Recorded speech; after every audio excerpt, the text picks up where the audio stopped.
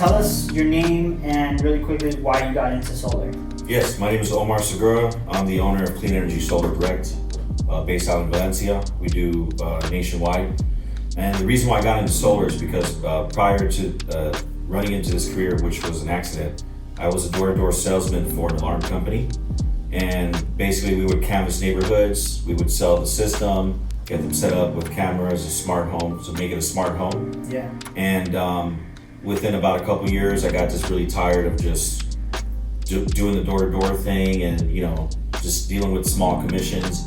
And the thing is, I went into a Starbucks in Granada Hills, and I was just asking God, please get me out of this, because I was just getting tired of it, to be honest. So the guy at Starbucks happened to work for one of the biggest solar companies 6 years ago, and he was nice enough to get me an opportunity to have an interview with the manager. Manager saw that I had potential. I've been in sales all my life, and communication is very important, and he got me the job, and that's how I started my solar career. So I ended up one of the top sales reps in the entire territory, which was out of Chatsworth. And since I speak Spanish as well, I got a lot of Spanish clients and English clients as well. Nice. So talk to me about what are some of the benefits for a homeowner and why they should switch over to solar. Well, one of the biggest benefits is that you're able to take your electric bill, significantly drop it down to a couple bucks a month, and then reinvest a lower payment into your house by switching to solar, because there's no money down. So there's subsidies by the government that allows homeowners to capture a 26% federal tax credit when they switch to solar through ownership. Nice. So walk me through the process. If I'm a homeowner and I wanted to get started with solar today, what would that process look like for me, and how long does it take? Process is, I would say it takes about 45 to 60 days, sometimes 90 if there's hiccups in between or a main panel upgrade. But typically, usually when we sign the documents, the homeowner signs, DocuSigns by the way, so it's pretty quick. Once we get them approved, after they actually saw the preliminary design and they agree with the numbers, the interest rate, the terms, they sign the agreement, both agreement, the construction agreement for solar and the finance agreement. Immediately, once we get those docs in, we collect a utility bill, submit it over to engineering, and then basically they come out with a site survey to inspect the roof. They want to make sure that the main panel upgrade, if it's needed, the main panel, if it needs to be upgraded or not, and also to make sure that the roof meets the structural integrity standards for solar installation. Okay. Then, if everything goes well, we submit the plans to the city, to AHJ, just to make sure that they approve the plans that we submit. We didn't violate any setback codes, etc. Nice. So what's the out-of-pocket cost for the homeowners? Absolutely nothing. No out-of-cost. No out-of-pocket costs, and the reason why, when you see advertising that says it's free, that's when you need to run. When they say no out-of-pocket cost, to be very transparent, that means in order for you to start a construction project on your house, there's programs in California that are available to allow a homeowner to start the whole solar project without nothing up front, no out-of-pocket. Obviously, they finance it, right? Yeah. But their first payment is normally not due until 60 days after the job is complete and past inspection. Awesome. Which gives homeowners months and months of not having to worry about anything at all.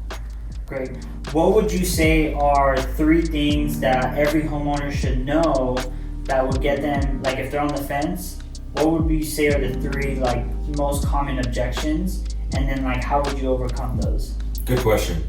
One of them is, I don't think I pay enough for electricity. Yeah. I hear that often from homeowners. I'm gonna sell my house is another one. And I'll backtrack and overcome those objections, so that way, for the homeowner's sake, they understand, like, listen, you still can go solar. Regardless of what you're thinking in your head, those are perceptions of something you created that's not factual. Yeah. And I'll be able to address that. And the third one is, maybe my roof may not qualify. Okay. Maybe they had leaks before, right? Yeah.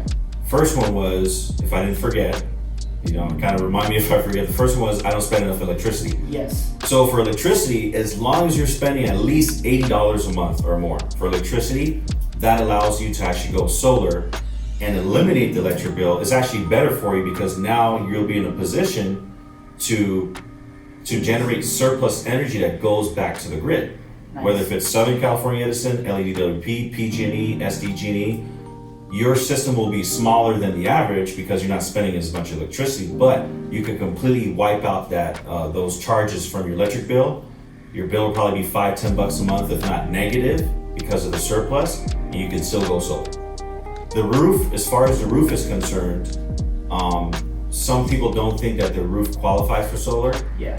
And this is pretty easy for homeowners because we actually are responsible. We're responsible as the installation company to notify the homeowner if the roof doesn't meet the standards. So it's free. It's a free, and there's no obligation to actually see the numbers. But if the homeowner wants to go solar and they're not too sure about their roof condition, we actually will sign the agreement. However, the very next step is to find out if the roof will qualify or not. Now, if the roof doesn't qualify and the roof has, let's just say, structural damage, they have 3 layers of shingles or whatever the case may be, that's when we actually notify the homeowner that there's roof damage and they might not get solar because of that issue. However, that's when we offer a re-roof. And here's a tip, here's a secret tip. For all the homeowners out there, you can actually capture the tax credit on both the roof and the solar combined together. Nice. So you can actually redo the roof and do solar at the same time, nothing out of your pocket. Wow. Because we could actually finance that 100%. Nice. So I think the second question was if they're planning on selling. Yes, thank you for mine. That was a close one. Yeah. Okay, thank you. So if they're planning on selling their home, the average homeowner puts their house on the market anywhere between 7 and 9 years. Am I correct? Yeah. Right? And you see this all the time. A lot of finance companies have done surveys and they kept track of all the homes that were paying the loan off. They usually pay it off within 7-9 years because they sold the house. Now, if you're going to put your house on the market, according to Zillow, your house will go up over 4.2% in value once you have solar on your roof. Nice. When it's paid off, when you sell your home, you actually pay it off through escrow, which means you walk away completely with no finance payments. The buyer is more likely to buy your home because they get a free solar system and no electric bill. Yeah. That's practically how it works. So the statistics show that homes will sell 20% faster with solar and for 17% more. So nice. That's really good. Well, I think that covers all of the questions. So if you guys need to contact Omar for any questions, any thing that you guys want to know as far as like how to move forward with solar, you can find him on the website. All of his info's on there, phone number, email, and your website. Thank you so much. Yeah. And they call me Somar, the coolest guy in the hottest day of the year. So give me a call. Yeah, thanks, bro. I appreciate it. Thank you.